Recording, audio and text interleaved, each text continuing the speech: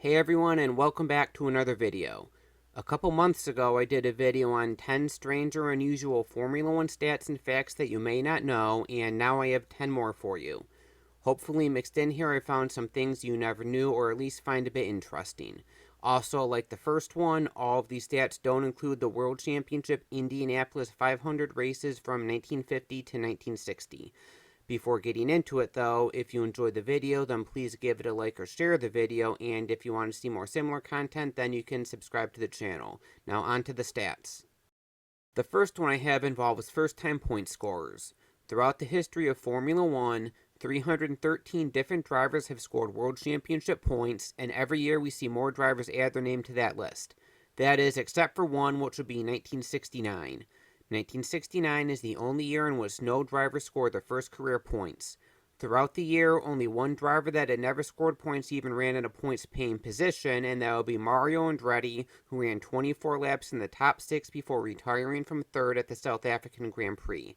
In terms of finishing position, the driver that came closest to scoring their first points was Pete Lovely, who finished 7th at the Canadian Grand Prix. It should be noted, though, that Henry Pescarello finished 5th overall at the German Grand Prix, but since he was in the Formula 2 class, he was not eligible for what would have been his first career points. Funnily enough, the year after in 1970, 11 drivers scored their first points, which is tied with 1956 for the most in a season apart from the first year of the World Championship in 1950, and the year before in 1968, 7 drivers scored their first points, which is one of the higher totals in a year. 3 seasons have seen just a single driver score their first career points, and those would be Gunnar Nilsson in 1976, Jan Magnussen in 1998, which also came in his last Formula 1 race before being let go by Stewart, and George Russell in 2020, which came while filling in for Lewis Hamilton at Mercedes at the Sakir Grand Prix when Hamilton had COVID. My next stat involves drivers that have led the World Championship. 28 different drivers that have never been crowned world champion have led the championship during their careers, but one of those 28 drivers stands out a bit more than the others to me, and that would be Jean Behra. The reason is, he's the only one of these 28 drivers that have also never won a Grand Prix. He led the championship early in the 1956 season, beginning after the season opener in Argentina. He finished second that race, but the win was shared by Juan Manuel Fangio and Luigi Musso, meaning that the 8 points that were given for a win at the time were split by Fangio and Musso at 4 each, with Fangio getting an additional point for setting the fastest lap. Behra, meanwhile, scored the entire 6 points for second place that day, as he did not share his car, which put him a point ahead of Fangio in the championship. Behra then finished third at the next race in Monaco, while Fangio finished second, but once again he did so in a shared drive, this time with Peter Collins, and split the 6 points for second with 3 each, with Fangio once again getting an extra point for the fastest lap. This meant Behra was on top of the standings with 10 points over Fangio with 9, but at the next race in Belgium, Behra finished 7th, not scoring any points. Both Collins and Sterling Moss ended that day with having 11 points, putting them both 1 point over Behra in the championship, and Behra would not lead the championship again, but finished a career-best 4th at the end of the season. Next, we have a stat involving drivers' grid positions. Drivers tend to not be able to make long careers being stuck in back markers, but a few drivers have been able to do so. Piercarlo Gonzani started 75 Grand Prix from 1981 to 1989, and over those 75 races, his average grid position was just 21.96, which is the worst for any driver that has started more than 50 races.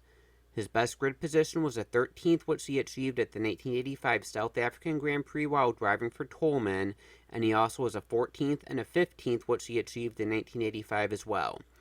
His most common starting position was 22nd and 25th, which he started in 11 times each, and he was 26th and last 8 times. The next worst average grid position for a driver with more than 50 starts are Jonathan Palmer at 20.6 and Luca Badoer at 20.19. For drivers with more than 100 starts, Felipe Alio holds the record for that with an average grid position of 18.05 across his 109 starts, although he did have a career-best start of 5th at the 1989 Spanish Grand Prix. His most common starting position was 20th, where he started 14 times, and the drivers after him with more than 100 starts are Pierluigi Martini at 16.37 and Jos Verstappen at 16.33. Many of you probably know that Giuseppe Farina won the first World Championship race at Silverstone in 1950, as well as the first World Championship that year, but there are also plenty of other firsts up for grabs throughout the season. One of those would be the first driver to post 2 top 6 finishes, but the question is, who's the driver that did that? Was it Farina, Fangio, Fagioli, maybe Ascari? Well, it was actually none of those, and instead a driver you've probably never heard of unless you really know your 1950s drivers.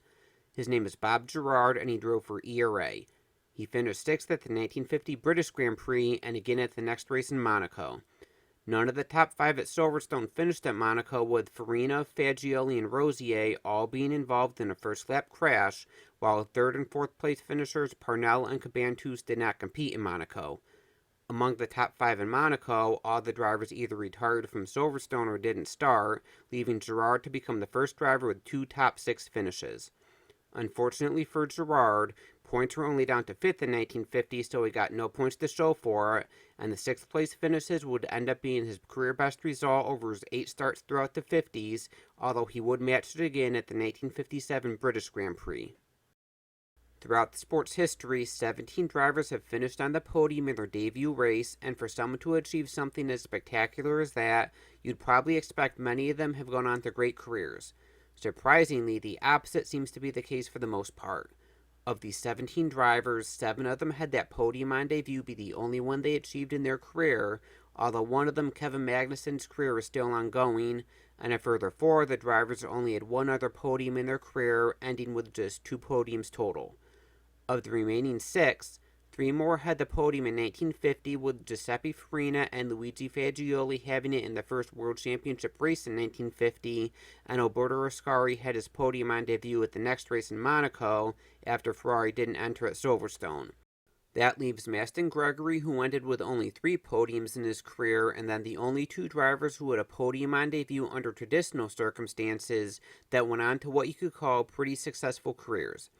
The first of these would be Jacques Villeneuve, who finished 2nd at the 1996 Australian Grand Prix for Williams, and went on to finish on the podium a total of 23 times, including 11 wins and the 1997 world title. And then there's Lewis Hamilton, whose career totals currently stand at 191 podiums, 103 wins, and 7 world championships. While it's unreasonable to expect all these drivers to go on to a career like Hamilton has, I feel like you'd probably expect a bit more of success for a driver that finished on the podium in their first race.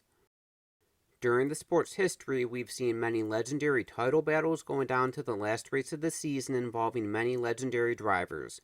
The championship has been decided at the last race a total of 30 times, and every one of the sport's multiple world champions have been involved in at least one of these showdowns. That is except for one of them, and that driver is Ayrton Senna.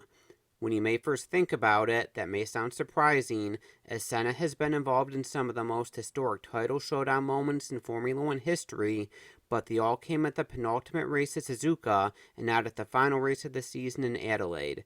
In fact, only 4 other multiple world champions have been involved in just a single final race showdown, and those would be Alberto Ascari in 1951, Jackie Stewart in 1968, Emerson Fittipaldi in 1974, and Max Verstappen in 2021, while Lewis Hamilton has been involved in the most at 6. Even going into drivers that won just the championship a single time in their career, almost all of those have been involved in a last race title showdown, with the lone exceptions being Phil Hill, Mario Andretti, Alan Jones, and Jenson Button. Next, we're going to talk a bit about Graham Hill, and specifically his seasons from 1963 to 1965. In each of these 3 years, he won exactly 2 races, and in each of these 3 years, he won both the Monaco and the US Grand Prix. Now, we've seen other drivers win the same pair of Grand Prix over 3 consecutive seasons, and even as recently from 2019 to 2021, Lewis Hamilton won 3 different Grand Prix, the Bahrain, British, and Belgian Grand Prix each year, but it's unusual to see a driver win the same 2 Grand Prix over 3 straight years and have both those 2 races be the only 2 wins each year. When you compare just Hill's 1964 and 1965 seasons, things get a bit stranger. In both years, he finished 4th at the Dutch Grand Prix, 5th at the Belgian Grand Prix, and 2nd at both the British and German Grand Prix. In fact, of the races that were ran in both seasons, the only ones he had a different result in the 2 were the French, Italian, and Mexican Grand Prix. To round it off, in all 3 years, he also finished 2nd in the championship. The next one I have comes from the 1988 Canadian Grand Prix and the teams that are associated with being at the back of the grid. Philippe Struff qualified 10th for the race in his AGS, which would be the team's best ever qualifying position. Now, that doesn't sound strange on its own because every team has to have a best qualifying somewhere in their history. Well, behind him, Andrea De Cesaris qualified 12th in a Rio, which would be equal to that team's best ever qualifying position, and perhaps even stranger, it was the second of 4 straight races De Cesaris would qualify 12th in a Rio. A bit further back, Stefano Modena qualified 15th for Eurobrunn, which would be the best qualifying for that team. In the race, Struff retired while De Cesaris finished 9th, which would be Rio's best finish to date, although he would better that at the next race at Detroit with a 4th, and Modena finished 12th, which was Eurobrunn's best finish to date as well, but he would better that later in the year at Hungary with an 11th. Finally, Gabriele Tarquini finished 8th in a Coloni, which would be that team's best ever result. Individually, none of these on their own are that unique, but when you consider that all these teams put together their best ever qualifying results and among their best ever race results in the same weekend, I find it a bit strange. Overall, it may have been collectively the strongest weekend for some of the minnows of Formula One in the late 80s. We'll stay with teams that are associated with pre-qualifying for this next one, but to do so, we'll move ahead a year to the 1989 Monaco Grand Prix. 13 cars competed in the pre-qualifying session for the race, with only 4 advancing to the qualifying session, and 3 of those cars scored points, making it the only time that was accomplished. Stefano Modena in a Brabham was quickest in the pre-qualifying session and would finish 3rd, making it one of only 3 times a pre-qualifier would finish on the podium. Alex Caffey in a Dallara was 2nd in pre-qualifying and finished 4th, while Martin Brundle, also driving for Brabham, was 4th in pre-qualifying and escaped the session by just 21 thousandths of a second over Piercarlo Gonzani and will go on to finish 6th in the race. Brundle actually ended up 4th in qualifying for the race, which was the best of any of these drivers, and ran in 3rd for much of the day before running into troubles which dropped him down to 6th. As for the other driver to escape pre-qualifying, Pierre-Henri Raffinel ended up qualifying 18th for what was his only career start, making him the only driver to make his only Formula One start in Monaco. The final stat I have involves pole sitters winning races. Throughout Formula One history, the pole sitter has won just over 42% of the races, or approximately 2 out of every 5 races. Therefore, on average, it's not that long between races which were won by the pole sitter.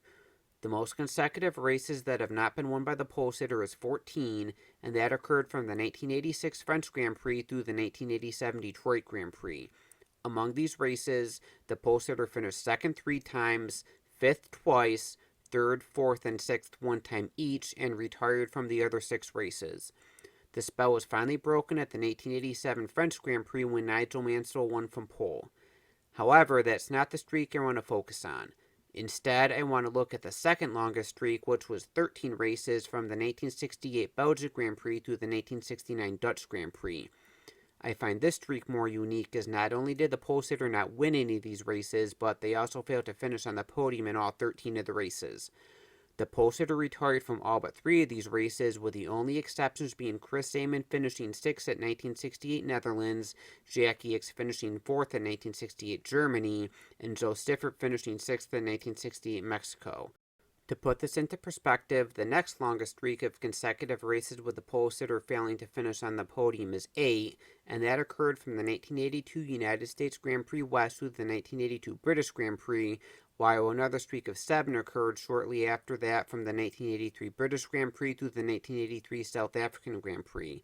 On the contrary, the record for most consecutive races won by the pole sitter is 8, and that happened from the 1976 United States Grand Prix West through the 1976 German Grand Prix, while we've seen a streak of 7 as recently as the 2019 United States Grand Prix from the 2020 British Grand Prix. So that's all I have for this video. Let me know what you think of these stats and if you found any of them interesting. Also, if you have any stats yourself that you think are unusual or unknown, I'd be interested to hear them. Thanks for watching.